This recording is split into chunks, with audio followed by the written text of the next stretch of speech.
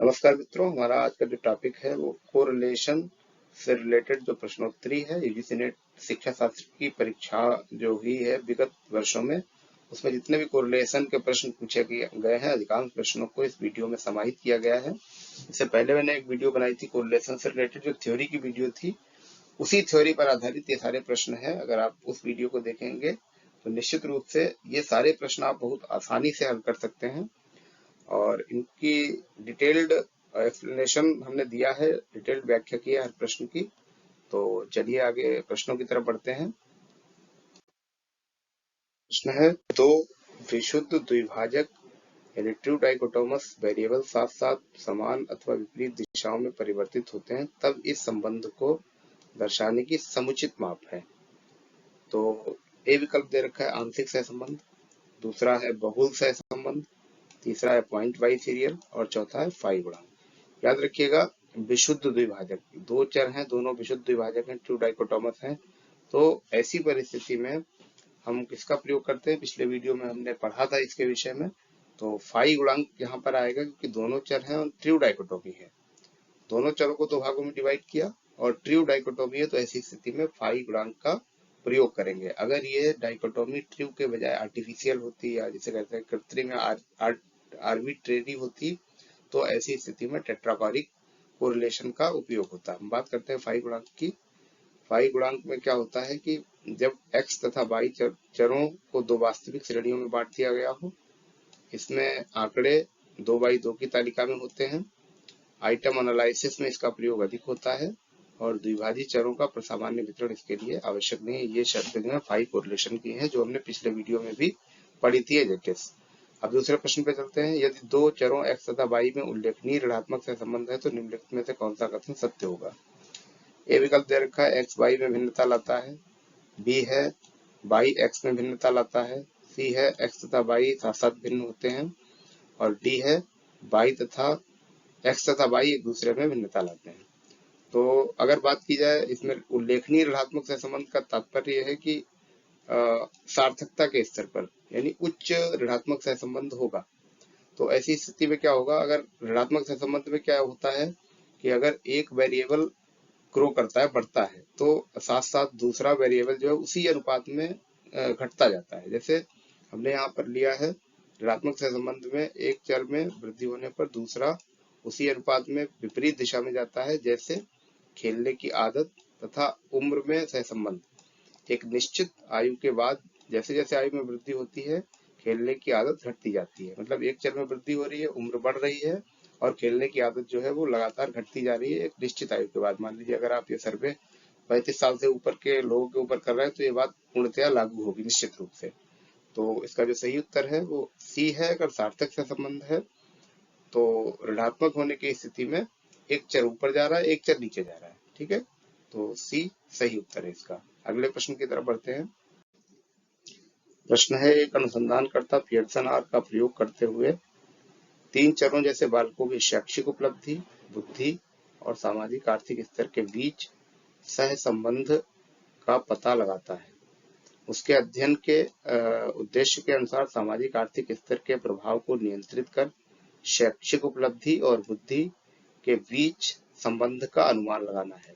इस संदर्भ में कौन सी सांख्यिकीय विधि प्रयोग होगी। देखिए इस प्रश्न में क्या है, पहले पियर्सन आर के माध्यम से शैक्षिक उपलब्धि, बुद्धि और सामाजिक आर्थिक स्तर के बीच में सहसंबंध निकाल लिया था उसने, लेकिन अब वो चाह रहा है कि सामाजिक आर्थिक स्तर का जो प्रभाव है उसको नियंत्रित कर लिया जाए, कंट्रोल कर दिया जाए या उसे बाहर कर दिया जाए और जो शेष दो चर हैं उनका जो है उनके बीच में कोरिलेशन निकाल दिया जाए। तो ऐसी स्थिति में जब किसी एक चर के प्रभाव को या दो चरों के प्रभाव को हटाना हो, शेष चरों के बीच में सहसंबंध निकालना हो, तो हम आंशिक सहसंबंध विधि का प्रयोग करते हैं। आंशिक सहसंबंध की अगर बात करें तो इसमें दो चरों के मध्य आंशिक सहसंबंध वह सहसंबंध होता है जो तीसरे या अन्य चरों के प्रभाव को दूर करके उन दोनों चरों के बीच सहसंबंध बतलाता है। ठीक है, तो आंशिक सहसंबंध निश्चित रूप से आपका पिछले वीडियो के माध्यम से और इसके माध्यम से स्पष्ट हो गया आपका कॉन्सेप्ट। आगे बढ़ते हैं अगले प्रश्न पे। प्रश्न संख्या 4 में है, एक वास्तविक द्विभाजित चर यानी ट्रू डाइकोटोमस वेरिएबल तथा एक सतत चर के मध्य सहसंबंध ज्ञात करने के लिए निम्नलिखित में से कौन सी विधि उपयुक्त होगी। एक देखिए डाइकोटोमी की अगर बात आती है और एक चर की आती है तो निश्चित रूप से बाई सीरियल और पॉइंट बाई सीरियल होगा, लेकिन अगर वास्तविक द्विभाजी है तो निश्चित रूप से पॉइंट बाई सीरियल होगा, इसमें कोई डाउट नहीं है। पॉइंट बाई सीरियल सहसंबंध इसका सही उत्तर है। और इसके बाद पॉइंट बाई सीरियल के विषय में मैंने थोड़ा सा लिखा है यहाँ पर, जब दो चरों में से किसी एक का द्विभाजन ऐच्छिक या स्वेच्छाचारी के बजाय वास्तविक हो तो पॉइंट बाई सीरियल का प्रयोग करेंगे। जैसे वास्तविक विभाजन क्या है पिछले वीडियो में भी बताया था, जैसे महिला पुरुष, जीवित मृत आदि। तो ऐसी स्थिति में पॉइंट बाई सीरियल का प्रयोग किया जाएगा। अगले प्रश्न की तरफ बढ़ते हैं। एक अध्ययन के में सहसंबंध गुणांक के दो मान बताए गए। दोनों परिणाम में बराबर किंतु विपरीत दिशा में थे। इन मानों के लिए निम्नलिखित में से कौन सा कथन सत्य है? तो ए विकल्प दे रखा है, धनात्मक मान ऋणात्मक मान से उच्च स्तर का संबंध व्यक्त करता है। बी है, ऋणात्मक मान धनात्मक मान से उच्च स्तर का संबंध व्यक्त करता है। सी है, दोनों ही मान समान स्तर का संबंध व्यक्त करते हैं। और डी है, तुलना नहीं की जा सकती। तो अगर इसकी बात की जाए, देखिएगा प्रश्न क्या कह रहा है, दोनों परिणाम बराबर किंतु विपरीत दिशा में थे। विपरीत दिशा का मतलब एक माइनस का होगा और एक प्लस का होगा। मान लीजिए सहसंबंध आपने निकाला और एक सहसंबंध गुणांक माइनस का 0.6 है और एक प्लस का 0.6 है। तो ऐसी स्थिति में क्या है, दोनों ही समान स्तर का संबंध व्यक्त कर रहे हैं, जबकि इसमें एक विपरीत दिशा में बता रहा है और एक उतना ही सहसंबंध जो है वो पॉजिटिव या धनात्मक दिशा में बता रहा है। तो ऐसी स्थिति में सी विकल्प हमारा सही उत्तर है। दोनों ही समान स्तर का बता रहे हैं, बस उनकी डायरेक्शन अलग अलग है, एक निगेटिव की तरफ है, एक पॉजिटिव की तरफ है। ठीक है, सी विकल्प इसका सही उत्तर है। अगला प्रश्न है, फाई गुणांक जिस प्रकार चतुष्कोटिक यानी टेट्राकोरिक सहसंबंध से संबंधित है उसी प्रकार बिंदु द्विक्रमिक संबंधित है। इसका ए विकल्प है परस्पर निर्भरता गुणांक, बी है द्विक्रमिक गुणांक और तीसरा है गुणनागुण यानी प्रोडक्ट मोमेंट से और चौथा है ईटा गुणांक। देखिए चतुष्कोटिक आर क्या है, उसमें चतुष्कोटिक आर में यानी टेट्राकोरिक कोरिलेशन में हम क्या करते हैं, दो चर जो होते हैं दोनों को ऐच्छिक रूप से अपने तरीके से दो दो भागों में डिवाइड कर लेते हैं, विभाजन कर लेते हैं उनका। तो वो जबकि फाई गुणांक में क्या होता है, द्विभाजन करते हैं दोनों चरों का, लेकिन वो वास्तविक तरीके से करते हैं। तो यहाँ वही संबंध बिंदु द्विक्रमिक का किससे है, बाई सीरियल कोरिलेशन से है। ठीक है, बाई सीरियल कोरिलेशन में क्या होता है कि एक चर की डाइकोटोमी होती है, पॉइंट बाई सीरियल में भी होती है एक चर की डाइकोटोमी, लेकिन वहां ट्रू होती है और यहाँ आर्टिफिशियल होती है या आर्बिट्रेरी होती है। ठीक, तो बात करते हैं हम इसकी। देखिएगा ये मैंने एक चार्ट भी बनाया यहाँ पे, टेट्राकोरिक आर जब दोनों चरों का कृत्रिम विभाजन हो, फाई गुणांक आप इसका स्क्रीनशॉट ले सकते हैं, दोनों चरों का वास्तविक विभाजन हो, और बाई सीरियल में दोनों चरों में से किसी एक चर का कृत्रिम द्विभाजन हो, और पॉइंट बाई सीरियल में दोनों चरों में से किसी एक का वास्तविक द्विभाजन हो। यहाँ विभाजन पढ़ा था, द्विभाजन पढ़िएगा, इसे द्विभाजन का मतलब डाइकोटोमी। ठीक है, तो अगले प्रश्न की तरफ बढ़ते हैं। प्रश्न है, सही मिलान कीजिए यानी मैचिंग करनी है हमें। ए विकल्प दे रखा है इसमें पॉइंट बाई सीरियल और प्रोडक्ट मोमेंट गुणनागुण और चतुष्कोटिक, और उसके बाद है स्पीयरमैन की अनुपस्थिति। देखिएगा कौन सा किसमें मिलता है। पॉइंट बाई सीरियल के लिए फर्स्ट दे रखा है एक चर वास्तविक द्विभाजी यानी ट्रू डाइकोटोमस तथा दूसरा सतत। बिल्कुल ठीक है, यानी पहले का पहला विकल्प हमें मिल रहा है यहाँ पर। उसके बाद फिर है गुणनागुण यानी प्रोडक्ट मोमेंट में, तो दूसरा विकल्प है दोनों चर ऐच्छिक बनावटी रूप से द्विभाजी, ये तो नहीं होगा इसमें। दोनों चर क्रमसूचक मापनी और प्राप्त, ये भी नहीं होगा। तो इसका जो सही उत्तर है वो चौथा है, दोनों चर सतत तथा अंतराल मापनी द्वारा प्राप्त। इसके बाद फिर है चतुष्कोटिक टेट्राकोरिक, इसमें क्या होता है कि दोनों चरों का ऐच्छिक विभाजन कर दिया जाता है, तो इसका दूसरा विकल्प ठीक है। और स्पीयरमैन की अनुपस्थित रीति, ये देखिएगा डी का, इसमें दोनों चर क्रमसूचक मापनी पर प्राप्त, ये तीसरा इसका ठीक है। अब हम देखते हैं उत्तर कोड की तरफ। पहले में दे रखा है ए का पहला, ये तो ठीक है। बी का यहाँ दूसरा दे रखा है तो ये ठीक नहीं है। दूसरे विकल्प की तरफ जाते हैं हम। ए का पहला दे रखा है, बी का चौथा दे रखा है, सी का दूसरा और डी का तीसरा, यानी ये हमारा सही उत्तर है। विकल्प संख्या 2 हमारा सही उत्तर इसमें है। अगले प्रश्न की तरफ पढ़ते हैं। 8वां प्रश्न है, बहुल सहसंबंध यानी मल्टीपल कोरिलेशन के अधिकतम मान का आकलन करने के लिए निम्नलिखित में से कौन सी शर्त पूरी की जानी चाहिए। पहला दे रखा है, स्वतंत्र चरों का आश्रित चरों के साथ अधिक सहसंबंध होना चाहिए।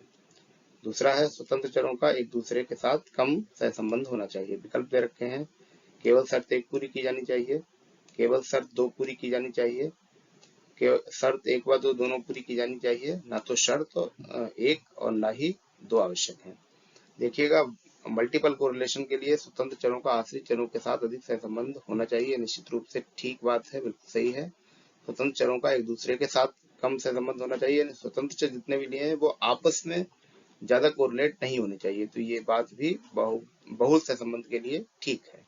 तो इसका जो सही उत्तर है वो सी विकल्प है। ये यूजीसी नेट में आ चुका है, जितने भी प्रश्न यहाँ मैं करा रहा हूँ वो सारे के सारे यूजीसी नेट में पूछे हुए प्रश्न है। उसके बाद अगला प्रश्न है, नमा सकारात्मक सहसंबंध में एक्स चर में वृद्धि अनुगमित होती है। ए विकल्प है वाई चर में ह्रास से यानी डिक्रीजमेंट से, और बी है वाई में वृद्धि से, सी है न वृद्धि न ह्रास से, और डी है ह्रास या वृद्धि संयोगवश। देखिएगा, इसमें सकारात्मक सहसंबंध की बात की गई है और पीछे एक प्रश्न इस तरह का था जिसमें बताया गया था कि अगर पॉजिटिव कोरिलेशन है तो अगर एक में वृद्धि हो रही है तो निश्चित रूप से दूसरे में भी वृद्धि होगी।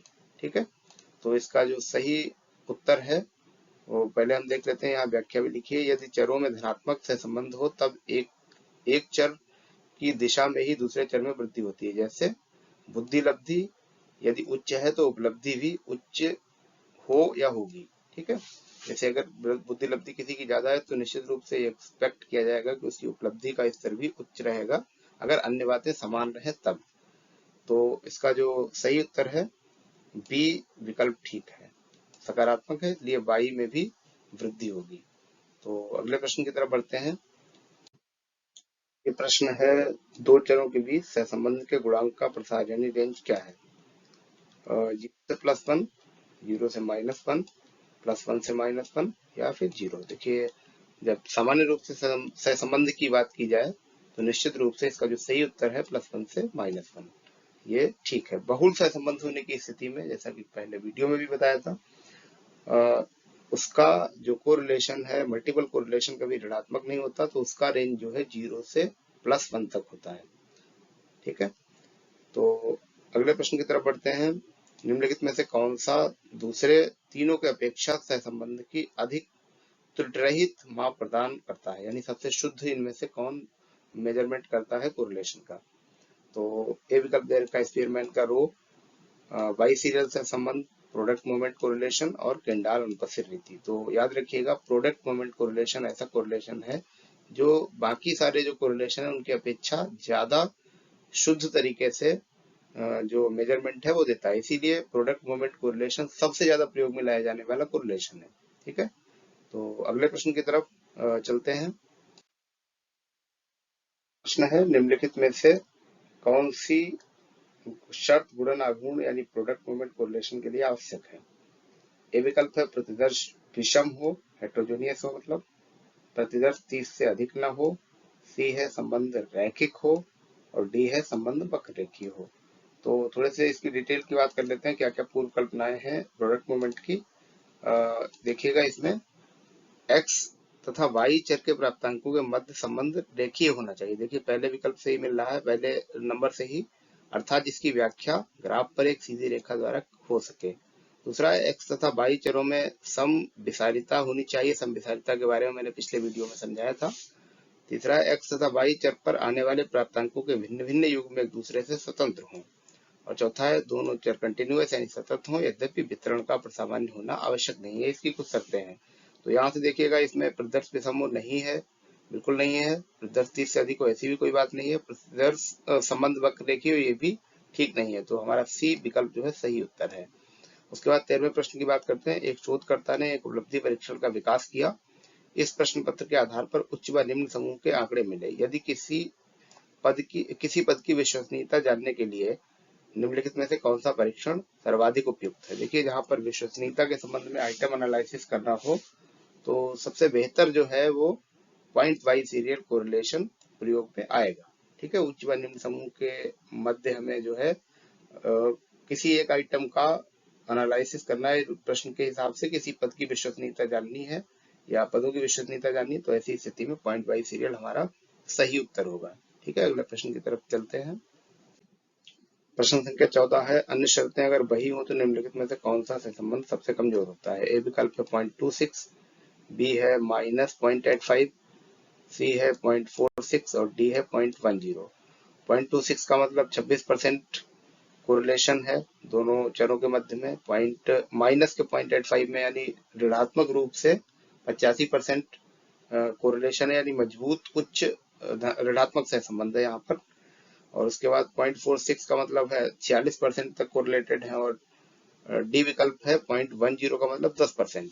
तो ये सबसे कमजोर गिनती है, सबसे कमजोर आंकड़ा है, तो बहुत स्लाइटली कोरिलेशन है इनके बीच में। तो इसका जो सही उत्तर है वो डी विकल्प हमारा सही उत्तर है। 15वें प्रश्न की बात करते हैं। एक शोधकर्ता ने एक्स और वाई चरों के मध्य सहसंबंध ज्ञात करना चाहता है। एक शोधकर्ता एक्स तथा वाई चरों के मध्य सहसंबंध ज्ञात करना चाहता है। जेड चर का प्रभाव जो उन चरों पर पड़ रहा है इसे पृथक करना चाहता है। तो निम्न में से कौन सी विधि उपयुक्त होगी। ए विकल्प है प्रोडक्ट मूवमेंट कोरिलेशन, आंशिक सहसंबंध यानी पार्शियल कोरिलेशन, सी है बहुल सहसंबंध मल्टीपल कोरिलेशन, और काई स्क्वायर टेस्ट। तो देखिएगा, पहले भी बताया जा चुका है, एक प्रश्न इसी तरह का प्रश्न था कि जब हमें दो चरों के मध्य सहसंबंध ज्ञात करना हो किसी तीसरे चर के प्रभाव को हटाकर, तो ऐसी स्थिति में हम आंशिक सहसंबंध का प्रयोग करेंगे। ठीक है, तो निश्चित रूप से जो पिछला वीडियो मैंने बनाया था थ्योरी से रिलेटेड, वहां से सवाल वहां से सारे सवालों के जवाब आपको इजीली मिल जाएंगे, और उसका जो लिंक है वो इस वीडियो के डिस्क्रिप्शन बॉक्स में उपलब्ध है। और ये सारे प्रश्न जो मैंने कराए हैं ये पिछली परीक्षाओं में सहसंबंध से रिलेटेड एजुकेशन वाले पेपर में यूजीसी नेट में आए हुए हैं। सारे प्रश्न मैंने वही रखे हैं जो पिछली परीक्षाओं में पूछे गए हैं, कोई भी प्रश्न अपनी तरफ से नहीं बनाया, तो उनका ये हल कराया। उम्मीद करता हूँ कि सहसंबंध से संबंधित अगर सवाल परीक्षा में आएंगे तो आपके प्रश्न गलत नहीं होने चाहिए, अधिकांश चीजें जो है कवर हो गई हैं। ठीक है, आज के लिए बस इतना ही। बहुत बहुत धन्यवाद।